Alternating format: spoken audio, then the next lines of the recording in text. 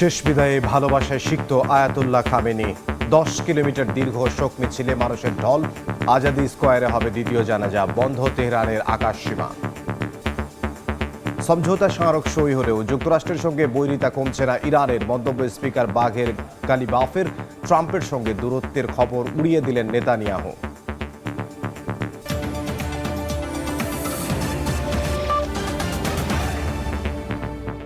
আন্তর্জাতিক সময় সঙ্গে আছি আমি ইমদাদুল হক।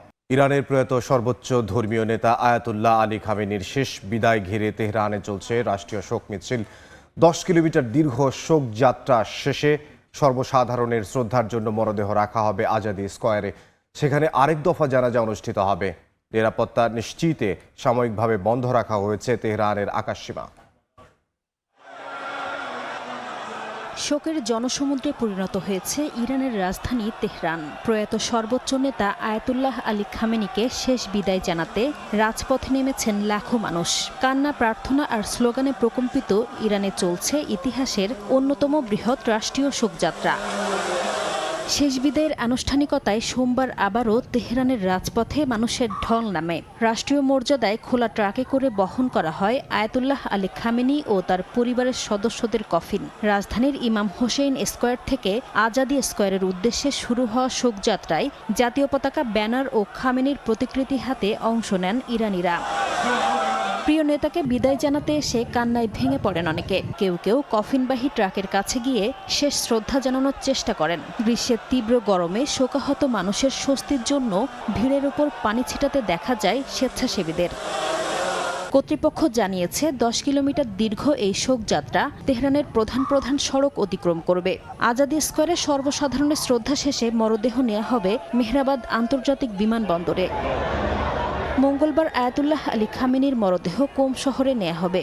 এরপর বুধবার প্রতিবেশী ইরাকের নাজাফ ও কারবালায় শোকযাত্রা এবং জানাজার আয়োজন করা হবে। পরে মরদেহ ইরানের উত্তর পূর্বাঞ্চলের মাশহাদে নেয়ার কথা রয়েছে। জন্মস্থান মাশহাদেই আগামী বৃহস্পতিবার রাষ্ট্রীয় মর্যাদায় দাফন করা হবে খামেনিকে। এদিকে শোকানুষ্ঠানকে কেন্দ্র করে তেহরানে নেওয়া হয়েছে নজিরবিহীন নিরাপত্তা ব্যবস্থা। একদিনের জন্য বন্ধ রাখা হয়েছে রাজধানীর আকাশসীমা। একই সঙ্গে মেহরাবাদ আন্তর্জাতিক বিমানবন্দর এবং ইমাম খোমেনি আন্তর্জাতিক বিমানবন্দরে নিয়মিত সব ফ্লাইট সাময়িকভাবে স্থগিত রাখা হয়েছে। নাসরিন রুমি, সময় সংবাদ। আয়াতুল্লাহ আলী খামেনির শেষ বিদায় ঘিরে তেহরানে চলছে রাষ্ট্রীয় শোক যাত্রা। সরাসরি যাব সেখানে।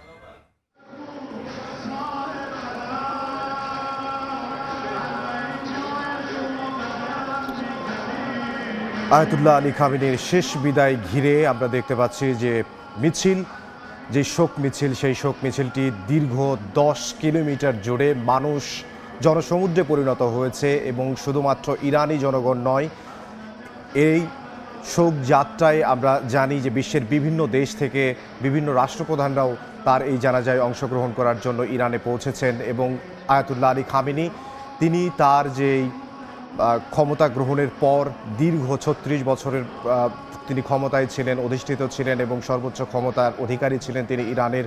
এবং এরপরে তিনি যেই পদক্ষেপগুলো নিয়েছেন সেই পদক্ষেপগুলো আমরা জানি যে বিশ্বকে নাড়া দিয়েছে।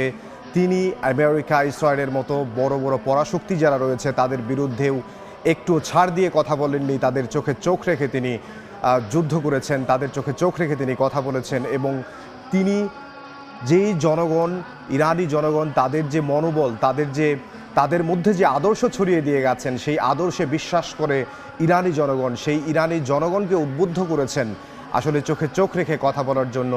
এবং সারা বিশ্বকে তিনি দেখিয়ে দিয়েছেন যে যত বড় পরাশক্তিই হোক, নিজেরা যদি একত্রিত হওয়া যায়, একতা যদি নিজেদের মধ্যে থাকে, তাহলে আসলে কোনো পরাশক্তি নয়, নিজেরাই শক্তিশালী হয়ে যায়।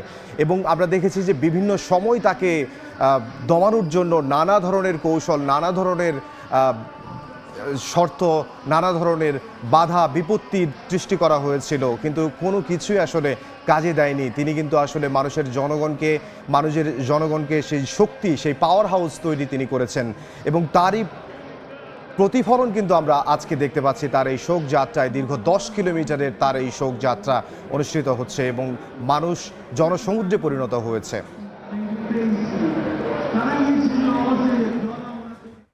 যুক্তরাষ্ট্রের সঙ্গে সমঝোতা স্মারক সই হলে ওয়াশিংটনের সঙ্গে তেহরানের বৈরিতা কমছে না বলে জানিয়েছেন ইরানের পার্লামেন্ট স্পিকার বাঘের গালিবাফ।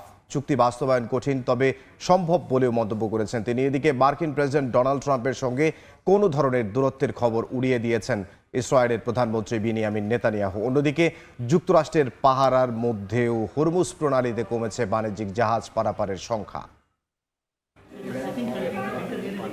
সমঝোতা স্মারক সইয়ের পরও যুক্তরাষ্ট্র ইরান কূটনৈতিক টানাপোড়েন কমেনি। উল্টো দুপক্ষ প্রায় নানা হুঁশিয়ারি আর সতর্ক বার্তা দিয়ে চলেছে। চুক্তি বাস্তবায়ন নিয়ে এবার মুখ খুলেছেন ইরানের পার্লামেন্ট স্পিকার বাঘের গালিবাফ। তেহরানে হামাস নেতার সঙ্গে বৈঠকে তিনি সাফ জানান, চুক্তি হলেও ওয়াশিংটনের সঙ্গে গভীর মতবিরোধ রয়েই গেছে, তবে এই স্মারক বাস্তবায়ন করা কঠিন হলেও অসম্ভব নয়। গালিবাফ স্পষ্ট করেন, ইরান কখনোই ইসরায়েলকে রাষ্ট্রের স্বীকৃতি দেবে না এবং প্রয়োজনে ক্ষেপণাস্ত্র কিংবা রাজনৈতিক আলোচনার মাধ্যমে প্রতিরোধ অক্ষের পাশে থাকবে। কূটনৈতিক এই টানাপোড়েনের মধ্যেই মার্কিন প্রেসিডেন্ট ডোনাল্ড ট্রাম্পের সঙ্গে সম্পর্কের ফাটলের গুঞ্জন নাকচ করেছেন ইসরায়েলের প্রধানমন্ত্রী বিনিয়ামিন নেতানিয়াহু। ফক্স নিউজকে দেওয়া সাক্ষাৎকারে তিনি দাবি করেন, মধ্যপ্রাচ্য ইস্যুতে বেশিরভাগ বিষয়েই তারা একমত। যুক্তরাষ্ট্র ও ইরানের যৌথ সামরিক অভিযানের কারণেই তেহরান দুর্বল হয়েছে উল্লেখ করে নেতানিয়াহু জানান, এর ফলে মধ্যপ্রাচ্যে আব্রাহাম অ্যাকর্ডসের মতো আরও নতুন শান্তি চুক্তি সম্ভব হবে। এদিকে মধ্যপ্রাচ্যের গুরুত্বপূর্ণ জলপথ হরমুজ প্রণালী দিয়ে বাণিজ্যিক জাহাজ চলাচল আশঙ্কাজনক হারে কমেছে। ব্রিটিশ মেরিটাইম ট্রেড অপারেশনস UKMTOর তথ্য অনুযায়ী গত 3 দিনে মার্কিন সেনাদের পাহারায় মাত্র 80টি বাণিজ্যিক জাহাজ এই প্রণালী পার হয়েছে। সংঘাত শুরুর আগে যেখানে প্রতিদিন প্রায় 140টি জাহাজ চলাচল করত। জাহাজ চলাচল কমে যাওয়ার পেছনে নিরাপত্তার বিষয়টি প্রধান হয়ে দাঁড়িয়েছে। UKMTO সতর্ক করে জানিয়েছে, হরমুজ প্রণালীতে এখনও মাইনের ঝুঁকি রয়ে গেছে। এর পাশাপাশি পুরো এলাকায় গ্লোবাল নেভিগেশন স্যাটেলাইট সিস্টেমে অনবরত জ্যামিং বা সিগন্যালে হস্তক্ষেপ করা হচ্ছে, যা বাণিজ্যিক জাহাজগুলোর নিরাপদ চলাচলের ক্ষেত্রে বড় ধরনের বিপদ তৈরি করছে। ফারহাদ চৌধুরী, সময় সংবাদ। আন্তর্জাতিক সময় আরও থাকছে। ভারতের পশ্চিমবঙ্গে কিশোরী ধর্ষণ ও হত্যার অভিযোগে অবরোধ ভাঙচুর, গণপিটুনিতে একজনের মৃত্যু। বারুইপুরে মমতার বাড়িতে নিরাপত্তা জোরদার, তৃণমূলের ক্ষোভ। গাজা সিটিতে ইসরায়েলি ড্রোন হামলায় নিহত হয়েছেন 2 ফিলিস্তিনি। একই সময়ে ইসরায়েলি হেফাজতে থাকা কামাল আদওয়ান হাসপাতালের পরিচালক ডক্টর হুসাম আবু সোফিয়ার জীবন নিয়ে নতুন করে উদ্বেগ প্রকাশ করেছে মানবাধিকার সংস্থাগুলো। এরই মধ্যে জেরুজালেমে নতুন বসতি সম্প্রসারণের ঘোষণা ইসরায়েলি প্রধানমন্ত্রীর। বিশ্লেষকরা মনে করছেন, বসতি সম্প্রসারণের নীতি 2 রাষ্ট্রভিত্তিক সমাধানের সম্ভাবনাকে আরও জটিল করে তুলছে। যুদ্ধবিরতি সত্ত্বেও রক্তপাত থামছে না গাজায়। স্থানীয় সময় রোববার সন্ধ্যায় গাজা সিটির কেন্দ্রস্থল আসামের জংশনের কাছে বেসামরিক নাগরিকদের লক্ষ্য করে ড্রোন হামলা চালায় ইসরায়েলি বাহিনী। এতে বেশ কয়েকজন হতাহত হন। যুদ্ধবিধ্বস্ত গাজায় বেসামরিক মানুষের নিরাপত্তা নিয়ে আবারও উদ্বেগ তৈরি করেছে এমন হামলায়। অব্যাহত রয়েছে উত্তর ও মধ্য গাজার বিভিন্ন এলাকায় ইসরায়েলের সামরিক অভিযান। এদিকে ইসরায়েলের কারাগারে আটক থাকা কামাল আদওয়ান হাসপাতালের পরিচালক ডাক্তার হুসাম আবু সাফিয়ার শারীরিক অবস্থা নিয়ে গুরুতর উদ্বেগ প্রকাশ করেছে ফিজিশিয়ান ফর হিউম্যান রাইটস। সংস্থাটির আইনজীবী সাম্প্রতিক কারাগার পরিদর্শনের পর জানান, আবু সাফিয়ার শরীরে নির্যাতনের চিহ্ন, মাথা ও ঘাড়ে গুরুতর আঘাত, শ্বাসকষ্ট এবং বারবার অজ্ঞান হয়ে পড়ার মতো লক্ষণ দেখা গেছে। চিকিৎসক সংগঠনটির দাবি, বিচার ছাড়াই আটক থাকা আবু সাফিয়ার আশঙ্কা কারাগারেই তার মৃত্যু হতে পারে। এ ঘটনায় স্বাধীন তদন্ত ও আন্তর্জাতিক হস্তক্ষেপের আহ্বান জানানো হয়। অন্যদিকে জেরুজালেমের উত্তরাঞ্চলের আতারুত এলাকায় একটি হেরিটেজ সেন্টারের উদ্বোধনীতে ইসরায়েলি প্রধানমন্ত্রী বিনিয়ামিন নেতানিয়াহু বলেন, জেরুজালেমের অখণ্ডতা নিশ্চিত করতে নতুন বসতি, অবকাঠামো ও অর্থনৈতিক উন্নয়ন এগিয়ে নেওয়া হচ্ছে। তবে ফিলিস্তিনিরা পূর্ব জেরুজালেমকে তাদের ভবিষ্যৎ রাষ্ট্রের রাজধানী হিসেবে দাবি করছে। আন্তর্জাতিক সম্প্রদায়ও পূর্ব জেরুজালেম ও পশ্চিম তীরের বসতিগুলোকে আন্তর্জাতিক আইনের দৃষ্টিতে অবৈধ দখলকৃত অঞ্চলে নির্মিত বলে বিবেচনা করে। বিশ্লেষকদের মতে, নতুন বসতি সম্প্রসারণের এই নীতি 2 রাষ্ট্রভিত্তিক সমাধানের সম্ভাবনাকে আরও সংকুচিত করছে। বরকতুল্লাহ, সময় সংবাদ। এবার ফিফা বিশ্বকাপের খবর।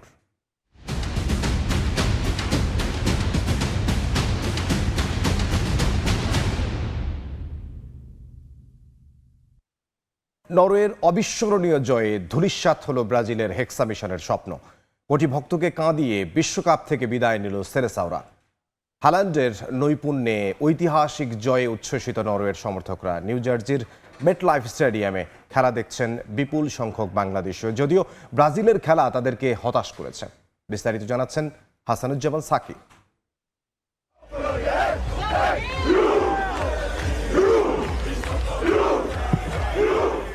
নিউ ইয়র্ক ও নিউ জার্সির ম্যাটলাইফ স্টেডিয়ামে নরওয়ে ভক্তদের উৎসব। হলুদ বসন্তের ছটা একেবারে হারিয়ে গেল লালের আবিরে। সেলেসাউদের হারে তাই কাঁদলো ভক্তরা। টান টান উত্তেজনায় ভরপুর ম্যাচে শেষ হাসিটা হাসলো আর্লিং হাল্যান্ডের দল। Great upset. Good game. Feel great, man. Feel great. Amazing game. Only good vibes. You know, we're here to win it, so we'll see. Amazing. This is my second game, and if it wasn't for Holland, we wouldn't be here today. If it wasn't for the fans of Norway and what they do, we wouldn't be here. শেষ 16 এ যেন ছিল রুদ্ধশ্বাস লড়াই। প্রথম 2 মিনিটেই নরওয়ের গোল অফসাইডের কারণে বাতিল হয়ে যায়। 14 মিনিটে পেনাল্টি পেয়েও জালে জড়াতে পারেনি ব্রাজিলের মিডফিল্ডার ব্রুনো গিমারেজ। প্রথমার্ধের হাইড্রেশন ব্রেকের আগেই এত কাহিনী। ব্রাজিলের বিপক্ষে জিতে নরওয়ের ভক্তরা এখন সেমিফাইনালের স্বপ্নে বিভোর, আর স্বপ্নভঙ্গের যন্ত্রণায় কাতর Brazil. It was bad. It wasn't great. I was so sad. I feel very disappointed right now. It was a tough loss for Brazil. My daughter was very upset. প্রথমেই যখন পেনাল্টিটা মিস হয় তখনই ভাবলাম যে আজ আমাদের ভাগ্য সহায় দিচ্ছে না। সেকেন্ড হাফে এনরিকের চান্স মিস, এই দুটোই ভাইটাল হয়ে গেল। আর হাল্যান্ড দুটো চান্স, দুটো গোল। 80% দর্শক, ব্রাজিলের সমর্থক, সবার মন ভেঙেছে। তবে আর্জেন্টিনার সমর্থকরা বেজায় খুশি। অসাধারণ লাগছে আমার। We're finally out. Brazil's out. Argentina, Messi going to the finals. You already know. এবারের বিশ্বকাপে শুরু থেকেই হট ফেভারিট কিংবা ছন্দে ছিল না ব্রাজিল, কিন্তু তারপরেও রাউন্ড 16তে এসে হ্যাক্সা মিশনের স্বপ্ন দেখেছিল সেলেসাও ভক্তরা। কিন্তু সেই স্বপ্ন গুড়ে বালি, যা কাঁদালো কোটি কোটি ব্রাজিল ভক্তদের। Hasanuzzaman Saki, Somoy Sangbad, New York, New Jersey, MetLife stadium, যুক্তরাষ্ট্র। বিশ্বকাপের মঞ্চে থামল এক কিংবদন্তির পথচলা। নরওয়ের বিপক্ষে হেরে বিদায় নিল ব্রাজিল, আর আন্তর্জাতিক ফুটবলকে বিদায় জানালেন নেইমার জুনিয়র। একটা কান্না ভেজা বিদায়, একটা যুগের সমাপ্তি। মেটলাইফ স্টেডিয়ামে যেখানে নেইমারের আন্তর্জাতিক যাত্রা শুরু হয়েছিল, সেখানেই তা শেষ হলো। নরওয়ের কাছে 2-1 গোলে হেরে বিশ্বকাপ থেকে বিদায় নেয়ার পর ব্রাজিলের কিংবদন্তি ঘোষণা দিলেন, আর নয়, এখানেই শেষ। শেষ 16 লড়াইয়ে আর্লিং হ্যাল্যান্ডের জোড়া গোলে ছিটকে গেল ব্রাজিল। ম্যাচের শেষ মুহূর্তে পেনাল্টি থেকে গোল করে ব্যবধান কমান নেইমার নিজেই, কিন্তু তা শুধু সান্ত্বনাসূচক গোল হয়েই থেকে গেল। শেষ বাঁশি বাজতেই মাটিতে বসে পড়েন তিনি। চোখের জল এদিন আর লুকাতে চেষ্টা করেননি পোস্টার বয়। কান্না ভেজা কণ্ঠেই জানিয়ে দেন নিজের বিদায় বার্তা। 34 বছর বয়সী এই তারকার রেখে গেলেন এক বর্ণাঢ্য ক্যারিয়ার। 16 বছরে 130 ম্যাচ, 80 গোল, 59 অ্যাসিস্ট। পেলেকে ছাড়িয়ে ব্রাজিলের সর্বকালের সর্বোচ্চ গোলদাতা হিসেবেই থামলেন তিনি। কাফুর পরে সবচেয়ে বেশি ম্যাচ খেলা দ্বিতীয় খেলোয়াড়ও এখন নেইমার। 2010 সালে যুক্তরাষ্ট্রের বিপক্ষে অভিষেক ম্যাচেই গোল করে শুরু, আর 2026-এ এসে সেই মেটলাইফেই শেষ পাতা। নেইমারের বিদায়ে একটা প্রজন্মের গল্প থামলো, তবে ব্রাজিল ফুটবলের সামনে এখন নতুন চ্যালেঞ্জ। বিকল্প খুঁজতে হবে নেইমার দা সিলভা সান্তোস জুনিয়রের। নিয়ন মোহাইমেন, সময় সংবাদ। ভূমিকম্পে বিধ্বস্ত ভেনেজুয়েলায় প্রাণহানি বেড়ে দাঁড়িয়েছে 3,342 জনে, আহত 6,740 জন। এখনও নিখোঁজ হাজারো মানুষ। ধ্বংসস্তূপের ভেতরে প্রাণের সন্ধানে অব্যাহত আছে উদ্ধার অভিযান। দড়িতে বেঁধে নামানো হচ্ছে সোফা, চেয়ার। কেউ কাঁধে করে নামাচ্ছেন ফ্রিজ, কেউ টেলিভিশন, কেউ বা রান্নাঘরের হাঁড়ি পাতিল। এগুলো শুধু আসবাব নয়, তিলে তিলে গড়ে তোলা সংসারের স্মৃতি। যে কোনো মুহূর্তে ভবনটি ধসে পড়তে পারে জেনেও ভেঙে পড়া বাড়িতে ঢুকে নিজেদের শেষ সম্বলটুকু কুড়িয়ে নিচ্ছেন ভেনেজুয়েলার মানুষ। 24 জুন জোড়া ভূমিকম্পে লণ্ডভণ্ড হয়ে যায় দেশটির বিস্তীর্ণ এলাকা। দীর্ঘদিন পরও থামেনি সেই ট্র্যাজেডির হিসেব। এরই মধ্যে রেকর্ড হয়েছে 995টি আফটার শক। ফলে ক্ষতিগ্রস্ত ভবনগুলোতে প্রবেশ অত্যন্ত ঝুঁকিপূর্ণ বলছেন প্রকৌশলীরা। একের পর এক সমালোচনার মুখে এবার দুর্যোগ মোকাবিলায় নতুন উদ্যোগের ঘোষণা দিয়েছে সরকার। স্বাধীনতার ২১৫তম বার্ষিকী উপলক্ষে দেওয়া ভাষণে অন্তর্বর্তীকালীন প্রেসিডেন্ট ডেলসি রদ্রিগেজ ক্ষতিগ্রস্ত এলাকায় একটি বিশেষ সামরিক ইউনিট মোতায়েন করা হয়েছে বলে জানান। আমার কাছে ওটা শুধু একটা বাড়ি নয়, আমার অস্তিত্ব। আমি জানি জীবনকে ঝুঁকিতে ফেলেছি, তবুও শূন্য থেকে আবার সব শুরু করা খুব কঠিন। তাই অন্তত এই ফ্রিজ আর রান্নাঘরের জিনিসপত্র নিয়ে যদি কারো বাড়িতে আশ্রয় নেই, তাহলে যে আমাকে আশ্রয় দিবে তার জন্য কিছু করতে পারবো। আমি প্রতিরক্ষা মন্ত্রণালয়কে নির্দেশ দিয়েছি এ ধরনের দুর্যোগ মোকাবিলার জন্য একটি বিশেষ জরুরি টাস্কফোর্স গঠন করতে। আজ যারা পতাকাবাহী কর্মকর্তা হিসেবে স্নাতক হচ্ছেন তাদের প্রত্যেককে আমি নির্দেশ দিচ্ছি তারা যেন লাগোয়াইরা দুর্যোগ কবলিত এলাকায় যায় এবং সেখানে অস্থায়ী আশ্রয় কেন্দ্র, অবকাঠামো প্রকল্প ও স্বাস্থ্যকেন্দ্রগুলোতে গিয়ে সহায়তা প্রদান করে। যুক্তরাজ্য, Brazil, Ecuador, Chile, El Salvador, Peru সহ অনেক দেশের উদ্ধারকর্মীরা দিন রাত এক করে খুঁজছেন জীবনের চিহ্ন। তবে দিন যত গড়াচ্ছে ততই ধীর হচ্ছে উদ্ধারের কাজ। ঈশিতা আক্তার, সময় সংবাদ। নেটোর শীর্ষ সম্মেলন ঘিরে তুরস্কের রাজধানী আঙ্কারায় বিক্ষোভে নেমেছে দেশটির কমিউনিস্ট পার্টি। নেটো বিরোধী মিছিলে অংশ নেয়া শতাধিক বিক্ষোভকারীকে আটক করেছে পুলিশ। অন্যদিকে এই অভিযানকে নাগরিক অধিকার দমনের অভিযোগ তুলে সরকারের সমালোচনা করেছে বিরোধী দলগুলো। আগামী মঙ্গলবার ও বুধবার আঙ্কারায় অনুষ্ঠিত হতে যাচ্ছে ন্যাটোর শীর্ষ সম্মেলন। ৩২টি সদস্য দেশের নেতা এবং জোটের অংশীদার দেশগুলোর প্রতিনিধিদের অংশগ্রহণকে সামনে রেখে কঠোর নিরাপত্তার চাদরে পুরো রাজধানী। বিক্ষোভ সমাবেশে নিষেধাজ্ঞা, গুরুত্বপূর্ণ সড়ক বন্ধ এবং বিভিন্ন এলাকায় ব্যারিকেড বসিয়েছে কর্তৃপক্ষ। এমন পরিস্থিতিতে রোববার রাজধানীর কিজিলা স্কোয়ারে নেটো বিরোধী মিছিল করে তুরস্কের কমিউনিস্ট পার্টি বা টিকেপি। এতে প্রশাসনের সদস্য সহ শতাধিক কর্মীকে আটক করা হয় বলে দাবি করে দলটি। বিক্ষোভকারীরা নেটোকে কটূক্তি করে বিভিন্ন স্লোগান দেন। এ সময় পুলিশ টিয়ার গ্যাস ছুড়ে মিছিল ছত্রভঙ্গ করে দেয়। একই সময় ইস্তানবুলের তাকসিম স্কোয়ার থেকে দুলমাবাহচে পর্যন্ত টিকেপির আরেকটি মিছিলে শত শত মানুষ অংশ নেন। এছাড়া কাদিকয় এলাকায় বামপন্থী সংগঠনগুলোর পৃথক দুটি বিক্ষোভ অনুষ্ঠিত হয়, যেখানে বিপুল পুলিশ মোতায়েন থাকলেও কোনো সংঘর্ষের ঘটনা ঘটেনি। ন্যাটোর বিরুদ্ধে তুরস্ক জুড়ে প্রতিবাদ গড়ে তোলার প্রতিশ্রুতি বাস্তবায়ন করার কথা জানান টিকেপির মহাসচিব।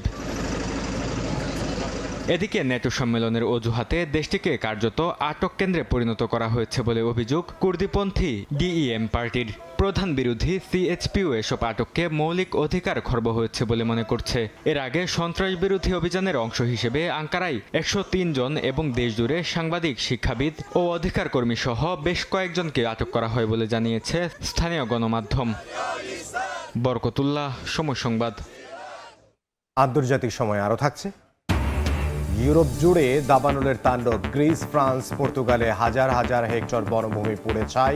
বন্যায় বিপর্যস্ত চীন ও ভারত। মুম্বাইয়ে ভবন ধসে ৬ জনের প্রাণহানি। ভারতের পশ্চিমবঙ্গে এক কিশোরীকে সংঘবদ্ধ ধর্ষণের পর হত্যার অভিযোগকে কেন্দ্র করে ব্যাপক সহিংসতা ছড়িয়ে পড়েছে। গণপিটুনিতে এক সন্দেহভাজন যুবক নিহত হয়েছেন বলে জানা গেছে। আহত হয়েছেন কয়েকজন পুলিশ সদস্যও। শনিবার সন্ধ্যায় দক্ষিণ ২৪ পরগনার বারুইপুরে বাড়ি থেকে খাবার কিনতে বের হয়ে নিখোঁজ হয় ওই কিশোরী। রোববার সকালে বাড়ির কাছের একটি পুকুর থেকে বস্তাবন্দি অবস্থায় ওই কিশোরীর মরদেহ উদ্ধার করে পুলিশ। খবর ছড়িয়ে পড়ে কয়েক ঘন্টা সড়ক ও রেলপথ অবরোধ। টায়ারে আগুন সহ কয়েকটি যানবাহনে ভাঙচুর চালায় স্থানীয় বাসিন্দারা। এই ঘটনায় এখন পর্যন্ত ২ জনকে গ্রেফতার করা হয়েছে। এদিকে ঘটনাস্থলে মমতা বন্দ্যোপাধ্যায় যেতে পারেন এমন সম্ভাবনায় তার বাড়ির সামনে নিরাপত্তা জোরদার করা হয়। এই ঘটনায় তীব্র প্রতিক্রিয়া জানিয়েছে তৃণমূল কংগ্রেস। শ্রীলঙ্কার নিগম্বো কারাগারে টানা দ্বিতীয় দিনের সংঘর্ষে অন্তত ২৫ জন নিহত হয়েছেন। আহত হন অন্তত ১০০ জন। স্থানীয় গণমাধ্যম জানিয়েছে নিহতদের মধ্যে ৫ জন কারারক্ষী ও ২০ জন বন্দী রয়েছেন। এ ঘটনায় আহতদের স্থানীয় বিভিন্ন হাসপাতালে চিকিৎসা দেওয়া হচ্ছে। এর আগে রোববার দেশটির পশ্চিম উপকূলীয় অঞ্চলে নিগম্বো শহরে অবস্থিত ওই কারাগারের ভেতরে বন্দী ২ গ্রুপের মধ্যে সংঘর্ষ শুরু হয়। প্রথম দিনেই ২ জন নিহত ও ৩৮ জন আহত হন। সোমবার নতুন করে সহিংসতা ছড়িয়ে পড়ে পরিস্থিতি নিয়ন্ত্রণে আনতে গুলি চালায় পুলিশ। মোতায়েন করা হয় সেনাবাহিনী। ঘটনার কারণ জানতে তদন্ত শুরু করেছে কারা কর্তৃপক্ষ। তীব্র তাপপ্রবাহের মধ্যে ইউরোপ জুড়ে ভয়াবহ রূপ নিয়েছে দাবানল। গ্রিস, ফ্রান্স, স্পেন ও পর্তুগালে হাজার হাজার হেক্টর বনভূমি পুড়ে গেছে। ধ্বংস হয়েছে ঘরবাড়ি ও শিল্প কারখানা। কোথাও কোথাও স্থানীয় বাসিন্দারাও দমকল বাহিনীর সঙ্গে আগুন নেভানোর চেষ্টা করছেন। জলবায়ু পরিবর্তনের প্রভাবে ইউরোপে দাবানলের ঝুঁকি আরও বাড়তে পারে বলে সতর্ক করেছেন বিশেষজ্ঞরা। গ্রিসের দ্বিতীয় বৃহত্তম শহর থাসালোনিকির উত্তরাঞ্চলে শুরু হওয়া দাবানল নিয়ন্ত্রণে হিমশিম খাচ্ছে কর্তৃপক্ষ। আগুন দ্রুত ছড়িয়ে পড়ে বনাঞ্চল ও কৃষি জমিতে, এমনকি শিল্প এলাকায় পুড়ে যায় 2টি কারখানা। আগুন নিয়ন্ত্রণে কয়েকশো দমকল কর্মীর পাশাপাশি বিশেষায়িত বন অগ্নি নির্বাপন ইউনিট, বিমান ও হেলিকপ্টার মোতায়েন করা হয়েছে। এ ঘটনায় এক প্রবীণ ব্যক্তিকে আটক করেছে পুলিশ। তার গাড়ি থেকে বের হওয়া স্ফুলিঙ্গ থেকেই আগুনের সূত্রপাত বলে অভিযোগ করা হয়। ফ্রান্সের দক্ষিণ পশ্চিমাঞ্চলেও দ্রুত ছড়িয়ে পড়েছে দাবানল। স্পেন সীমান্ত ঘেঁষা পারপিনিয়া অঞ্চলে প্রায় 1,500 হেক্টর এলাকা পুড়ে গেছে। পরিস্থিতি নিবিড়ভাবে পর্যবেক্ষণ করছে কর্তৃপক্ষ। আগুনের প্রভাব পড়তে পারে বিশ্বের অন্যতম মর্যাদাপূর্ণ সাইক্লিং প্রতিযোগিতা ট্যুর ডি ফ্রান্সেও। আয়োজকরা জানান, প্রয়োজন হলে তৃতীয় ধাপের রুট পরিবর্তন কিংবা প্রতিযোগিতা স্থগিতের সিদ্ধান্ত নেওয়া হতে পারে। স্পেনের কাতালোনিয়া অঞ্চলে চলমান কয়েকদিনের ভয়াবহ দাবানল এখন অনেকটাই নিয়ন্ত্রণে। 2,300 হেক্টরের বেশি এলাকা ক্ষতিগ্রস্ত হলেও রক্ষা পেয়েছে অধিকাংশ আবাসিক এলাকা। 7টি বাড়ি ও একটি গুদাম আগুনে ক্ষতিগ্রস্ত হয়। নিরাপদে ফিরে আসতে শুরু করেছেন স্থানীয় বাসিন্দারা। তাদের ভাষ্য, দমকল বাহিনীর দ্রুত ও সমন্বিত পদক্ষেপ বড় ধরনের প্রাণহানি ও ব্যাপক ক্ষয়ক্ষতি ঠেকাতে গুরুত্বপূর্ণ ভূমিকা রেখেছে। একই চিত্র পর্তুগালেও। উত্তরাঞ্চলের ছোট শহর সার্কুসা সংলগ্ন এলাকায় দাবানলে পুড়ে গেছে 11,000 হেক্টরের বেশি বনভূমি। আগুন নিয়ন্ত্রণে স্থানীয় বাসিন্দারাও দমকল কর্মীদের সঙ্গে সরাসরি অংশ নিচ্ছেন। কেউ পানি ও পানীয় সরবরাহ করছেন, আবার কেউ ট্রাকে বসানো পাইপ দিয়ে আগুন নেভানোর চেষ্টা করছেন। ইউরোপ জুড়ে চলমান তীব্র তাপপ্রবাহ ও শুষ্ক আবহাওয়া দাবানলকে আরও ভয়াবহ করে তুলছে বলে সতর্ক করেছেন বিশেষজ্ঞরা। বরকতুল্লাহ, সময় সংবাদ। যুক্তরাষ্ট্রের রেকর্ড তাপপ্রবাহে এখন পর্যন্ত 25 জনের মৃত্যু হয়েছে। দেশটির পূর্বাঞ্চলের বড় একটি অংশ জুড়ে তৈরি হয়েছে গরম বাতাসের বিশাল বলয়। এতে 20টির বেশি অঙ্গরাজ্যে তাপমাত্রা 38 ডিগ্রি সেলসিয়াসের উপরে উঠেছে। তবে সবচেয়ে বেশি প্রভাব পড়েছে নিউ জার্জিতে। সেখানে অন্তত 22 জনের মৃত্যুর খবর পাওয়া গেছে। অনেককে নিজ বাড়িতে, রাস্তায় কিংবা পার্কে করা গাড়ির ভেতরে মৃত অবস্থায় পাওয়া গেছে। প্রাথমিকভাবে ধারণা করা হচ্ছে অতিরিক্ত গরমই এসব মৃত্যুর কারণ। তবে উত্তর দিক থেকে আসা শীতল বাতাসের কারণে আগামী কয়েকদিনের মধ্যে নিউ জার্জি সহ কয়েকটি এলাকায় তাপমাত্রা কিছুটা কমতে পারে বলে জানিয়েছে যুক্তরাষ্ট্রের জাতীয় আবহাওয়া দফতর।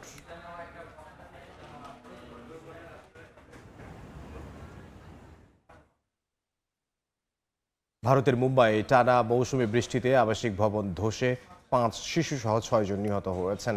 এছাড়া ধ্বংসস্তূপের নিচে চাপা পড়েছেন আরও বেশ কয়েকজন বাসিন্দা। চীনের দক্ষিণাঞ্চলীয় দ্বীপ প্রদেশ হাইনানে ঘূর্ণিঝড় মেইস্যাকের প্রভাবে দেখা দিয়েছে বন্যা। অন্যদিকে সুপার টাইফুন বা ভির তাণ্ডবে বিপর্যস্ত যুক্তরাষ্ট্রের প্রশান্ত মহাসাগরীয় অঞ্চল গুয়াম। ভারতের বাণিজ্যিক রাজধানী মুম্বাইয়ের টানা মৌসুমি বৃষ্টির মধ্যে একটি পুরনো আবাসিক ভবন ধসে শিশুসহ কয়েকজন হতাহত হয়েছেন। ধ্বংসস্তূপের নিচে চাপা পড়েন আরও অনেক বাসিন্দা। গত 24 ঘন্টায় শহরটিতে 200 মিলিমিটারের বেশি বৃষ্টিপাত রেকর্ড করেছে আবহাওয়া বিভাগ। প্লাবিত হয়েছে সড়ক, ব্যাহত হয়েছে যান চলাচল। পরিস্থিতির কারণে সোমবার সব স্কুল কলেজ বন্ধ ঘোষণা করা হয়েছে। আরও ভারী বৃষ্টির আশঙ্কায় জারি করা হয়েছে রেড অ্যালার্টও। অন্যদিকে সুপার টাইফুন বাভির তাণ্ডবে বিপর্যস্ত যুক্তরাষ্ট্রের প্রশান্ত মহাসাগরীয় অঞ্চল গুয়াম। প্রবল বাতাস ও ভারী বৃষ্টিতে ক্ষতিগ্রস্ত হয়েছে অ্যান্টনিও B-1 প্যাট আন্তর্জাতিক বিমানবন্দর। ক্যাটাগরি 5 শক্তির এই ঘূর্ণিঝড়ে গুয়াম, টিনিয়ান, সাইপান ও রোটা দ্বীপে ঝড়, আকস্মিক বন্যা এবং বিধ্বংসী বাতাসের সৃষ্টি হয়েছে। কর্তৃপক্ষ বাসিন্দাদের নিরাপদে আশ্রয়ে অবস্থান এবং পরবর্তী নির্দেশ না দেওয়া পর্যন্ত ঘরের ভেতরে থাকার আহ্বান জানিয়েছে। এদিকে ঘূর্ণিঝড় মেইস্যাকের প্রভাবে চীনের দক্ষিণ ও পশ্চিমাঞ্চলের জুয়াং স্বায়ত্তশাসিত অঞ্চলের গুইগাং শহরে ভয়াবহ বন্যা দেখা দিয়েছে। ভারী বৃষ্টিতে একটি নির্মাণস্থল মুহূর্তেই প্লাবিত হয়ে যায়। চলতি বছর চীনের মূল ভূখণ্ডে আঘাত হানা প্রথম ক্রান্তীয় ঘূর্ণিঝড় মেইস্যাক দুর্বল হলেও এর প্রভাবে গুয়াংসি, গুইঝো ও হুনান সহ বিস্তীর্ণ এলাকায় আরও ভারী বৃষ্টির পূর্বাভাস দিয়েছে দেশটির আবহাওয়া বিভাগ। শিউলি রোসা, সময় সংবাদ। ফিনল্যান্ডে ফুড ডেলিভারি কোম্পানির নতুন নিয়মের ঘোষণায় মিশ্র প্রতিক্রিয়া দেখা দিয়েছে বাংলাদেশের শিক্ষার্থীদের মধ্যে। অগাস্ট থেকে আর অন্যের আইডি ব্যবহার করে ডেলিভারির সুযোগ থাকছে না। এতে পড়াশোনার পাশাপাশি উপার্জন বন্ধের আশঙ্কা আন্তর্জাতিক শিক্ষার্থীদের। ফিনল্যান্ড থেকে মহিউদ্দিন মধুর রিপোর্ট। ফিনল্যান্ডে সর্ববৃহৎ ফুড ডেলিভারি প্রতিষ্ঠান ওল্ট কুরিয়ার পার্টনার অ্যাকাউন্ট দিয়ে যে কেউ করতে পারেন ডেলিভারির কাজ। কাজের পরিমাণ, শহর, সময় এবং চাহিদার উপর নির্ভর করে কোনো কোনো শিক্ষার্থী মাসে আয় করে থাকেন কয়েকশো থেকে কয়েক হাজার ইউরো। পড়াশোনার পাশাপাশি নিজের খরচ চালানো কিংবা দেশে অর্থ পাঠানোর ক্ষেত্রেও এই আয়ের উপর নির্ভরশীল অনেকেই। বেশিরভাগেরই নিজের নামে ওল্টের অ্যাকাউন্ট না পেয়ে পরিচিত কারো অ্যাকাউন্ট ব্যবহার করে ডেলিভারি করতেন। বিনিময়ে মাসিক নির্দিষ্ট অর্থের অনেকটাই চলে যায় আইডির মালিকের কাছে। ফলে প্রকৃত পরিশ্রম করলেও পুরো অর্থ হাতে পেতেন না কাজ করা ব্যক্তি। এখন যারা নতুন আসবে তারা যদি এই আইডিটা না পায় তাহলে সেক্ষেত্রে তাদের আসলে জীবিকা নির্বাহ করা একটু কঠিন হয়ে যাবে, কারণ নতুন যারা স্টুডেন্ট তারা এসে একটা সমস্যায় পড়বে। আগস্ট থেকে শুরু হচ্ছে নতুন নিয়ম, যা কার্যকর হলে এই সাবস্টিটিউট ব্যবস্থার অবসান ঘটবে। অর্থাৎ যার নামে অ্যাকাউন্ট কেবল তিনিই ডেলিভারির কাজ করতে পারবেন। এমন সিদ্ধান্তে সবচেয়ে বেশি উদ্বিগ্ন আন্তর্জাতিক শিক্ষার্থীরা। তাদের অনেকেরই এখনও ওল্টের নিজস্ব অ্যাকাউন্ট নেই। তবে বিষয়টির ইতিবাচক দিকও দেখছেন কেউ কেউ। এটা তো একটা বিরাট একটা ইম্প্যাক্ট পড়বে, কারণ হচ্ছে অনেকে এখন চিন্তা করা শুরু করছে যে আসলে ওরা কি করবে এখন, কারণ এখানে কিন্তু মোটামুটি একটা জব ক্রাইসিস, সেটা সবাই জানে। তারা 20 থেকে 40% টাকা কেটে নিত, এটা এক ধরনের শোষণ। এখন এই সিন্ডিকেটটি বন্ধ হয়ে যাবে এবং দীর্ঘদিন যারা আইডির জন্য অপেক্ষা করতেছিল তারা হয়তো বা এখন আইডি পাবে। ফিনল্যান্ডে জীবনযাত্রার ব্যয় তুলনামূলক বেশি। বাসা ভাড়া, খাবার, পরিবহন এবং অন্যান্য খরচ সামলাতে পার্ট টাইম আয়ের বিকল্প নেই খুব একটা। তাই ওল্টে কাজের সুযোগ না থাকলে নতুন শিক্ষার্থীদের আর্থিক চাপ আরও বাড়তে পারে। ফুড ডেলিভারি কোম্পানি ওল্টের নতুন সিদ্ধান্ত ভাবিয়ে তুলেছে ফিনল্যান্ডের আন্তর্জাতিক শিক্ষার্থীদের। বাংলাদেশ থেকে যেসব শিক্ষার্থীরা নতুন করে ফিনল্যান্ডে আসবেন তাদের ভাবতে হবে প্রাথমিক উপার্জনের পথ নিয়ে। মহিউদ্দিন মধু, সময় সংবাদ, ফিনল্যান্ড। বাণিজ্য ও প্রযুক্তি খাতে সম্পর্ক জোরদারে একসঙ্গে কাজ করবে চীন, সুইডেন। শনিবার স্টকহোমে অনুষ্ঠিত বৈঠকে বিষয়টি জানান দুই দেশের পররাষ্ট্রমন্ত্রীরা। আলোচনায় নিয়মিত রাজনৈতিক সংলাপ শুরু করার বিষয়েও সিদ্ধান্ত নেয় দুই দেশ। পাশাপাশি বাণিজ্য, বিজ্ঞান ও প্রযুক্তি, কৃত্রিম বুদ্ধিমত্তা এবং টেকসই উন্নয়নের মতো খাতে সহযোগিতা বাড়ানোর বিষয়ে একমত হন তারা। চীনের পররাষ্ট্রমন্ত্রী বলেন, সুইডেনের সঙ্গে স্থিতিশীল সম্পর্ক এগিয়ে নিতে চায় বেইজিং। সুইডেন জানায় দুই দেশের মধ্যে শিক্ষা, গবেষণা ও যোগাযোগ আরও বাড়ানো হবে। পাশাপাশি আন্তর্জাতিক আইন ভিত্তিক বিশ্ব ব্যবস্থার রক্ষায়ও একসঙ্গে কাজ করার অঙ্গীকার করে দুই দেশ। যুক্তরাষ্ট্রের স্বাধীনতা দিবস উদযাপনের রাতে নিউ ইয়র্কে বন্দুক হামলায় 4 শিশুসহ অন্তত 8 জন গুলিবিদ্ধ হয়েছেন। স্থানীয় সময় শনিবার রাতে কোনি আইল্যান্ডে এই ঘটনা ঘটে। খবর পেয়ে পুলিশ সদস্যরা দ্রুত ঘটনাস্থলে পৌঁছান। আহতদের মধ্যে 2 জন পুরুষ ও 2 জন নারী রয়েছেন। গুলিবিদ্ধ শিশুদের বয়স 6 থেকে 14 বছর। তাদের উদ্ধার করে দ্রুত হাসপাতালে পাঠানো হয়েছে। 21 বছর বয়সী এক তরুণীর অবস্থা আশঙ্কাজনক বলে জানা গেছে। এবিসি নিউজ জানিয়েছে, পুলিশ ঘটনাস্থল থেকে একটি আগ্নেয়াস্ত্র উদ্ধার করেছে। তবে এই হামলার ঘটনায় এখন পর্যন্ত কাউকে গ্রেফতার করা হয়নি। যুক্তরাষ্ট্রের ওয়েস্ট ভার্জিনিয়া অঙ্গরাজ্যের একটি গুদামে ভয়াবহ আগুনের ঘটনা ঘটেছে। স্থানীয় সময় রোববার সকালে পার্কসবুর্গ শহরের গুদামটিতে আগুন লাগলে চারপাশে কালো ধোঁয়ায় ঢেকে যায়। পরিস্থিতি নিয়ন্ত্রণে উড কাউন্টিতে জরুরি অবস্থা ঘোষণা করা হয়েছে। পিপলস কার্টেজ নামের ওই গুদামটিতে আগুন লাগার পরপরই তা দ্রুত ছড়িয়ে পড়ে। ড্রোন ফুটেজে দেখা যায় দুর্ঘটনাস্থল থেকে বিশাল কালো ধোঁয়ার কুণ্ডলী আকাশে ছড়িয়ে পড়ছে। আগুন নিয়ন্ত্রণে ফায়ার সার্ভিসের কর্মীদের পাশাপাশি সব রাষ্ট্রীয় সংস্থাকে উদ্ধার কাজে সহায়তার নির্দেশ দেওয়া হয়েছে। প্রাথমিকভাবে আগুন লাগার কারণ জানা যায়নি, তবে অগ্নিকাণ্ডের ফলে পরিবেশগত কোনো ক্ষতি হচ্ছে কিনা তা খতিয়ে দেখছে স্থানীয় কর্তৃপক্ষ। ইতালির মাউন্ট এটনা আগ্নেয়গিরিতে আবারও অগ্নুৎপাত শুরু হয়েছে। লাভার উজ্জ্বল স্রোতে লাল হয়ে উঠেছে রাতের আকাশ। স্থানীয় সময় বৃহস্পতিবার সিসিলির মাউন্ট এটনায় নতুন করে অগ্নুৎপাত শুরু হয়। পাহাড় বেয়ে নিচের দিকে গড়িয়ে পড়তে থাকে লাভার স্রোত। পরিস্থিতি পর্যবেক্ষণে ইতালির সিভিল প্রোটেকশন বিভাগ সতর্কতামূলক ইয়েলো অ্যালার্ট জারি করেছে। কর্তৃপক্ষ জানিয়েছে উঁচু এলাকায় পর্যটক ও পর্বতারোহীদের উপস্থিতির বিষয়টি বিবেচনায় রেখে এ সতর্ক ব্যবস্থা নেওয়া হয়েছে।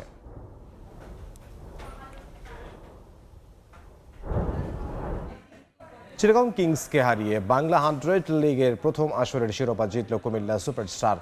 শ্বাসরুদ্ধকর ফাইনালে 1 বল বাকি থাকতে 5 উইকেটের দারুণ জয়ে শিরোপা উল্লাসে মাতে কুমিল্লা।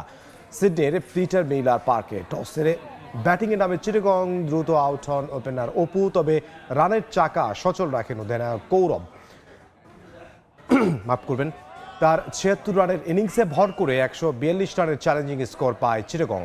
জবাবে উদ্বোধনী জুটিতে 60 রান যোগ করে কুমিল্লা। ব্যক্তিগত 28 রানে লাভেও আউট হলেও ইফতির 66 রানের ইনিংসে সহজ জয়ের স্বপ্ন দেখতে থাকে কুমিল্লা, কিন্তু শেষ 11 বলে দ্রুত 3 উইকেট হারালে তৈরি হয় নাটকীয়তা। কিন্তু 1 বল বাকি থাকতে বাংলা 100 লিগের শিরোপা জিতে নেয় Comilla. Man of the match পুরস্কার জেতেন ইফতি।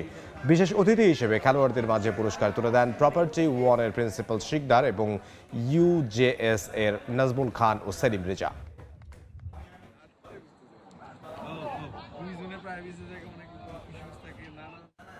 আন্তর্জাতিক সময়ের শীর্ষ সংবাদগুলো জানিয়ে দিচ্ছি আরও একবার।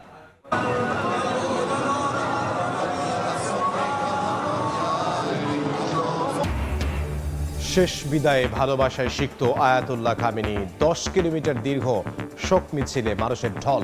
মরদেহ আজাদি স্কোয়ারে বন্ধ তেহরানের আকাশসীমা। ইউরোপ জুড়ে দাবানলের তাণ্ডব। গ্রিস, ফ্রান্স, পর্তুগালে হাজার হাজার হেক্টর বনভূমি পুড়ে ছাই। বন্যায় বিপর্যস্ত চীন ও ভারত। মুম্বাইয়ে ভবন ধসে 6 জনের প্রাণহানি। এবং ভারতের পশ্চিমবঙ্গে কিশোরী ধর্ষণ ও হত্যার অভিযোগে অবরোধ ভাঙচুর।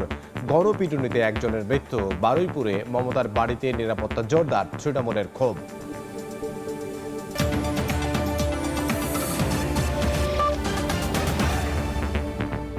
এই ছিল আন্তর্জাতিক সময়ে। বিশ্বকাপ ফুটবলের মহাযজ্ঞ সরাসরি সম্প্রচার করছে সময় টেলিভিশন। দেখতে চোখ রাখুন সময়ের পর্দায়। এরপর বিকেল 5টার সময় সংবাদ নিয়ে সঙ্গে থাকবেন সহকর্মী জিন্নাত আর যশোয়া। ইমদাদ, আপনাকে ধন্যবাদ। বিকেল 5টার সময় সংবাদ নিয়ে আসছি কিছুক্ষণ পর, সঙ্গেই থাকুন সময়।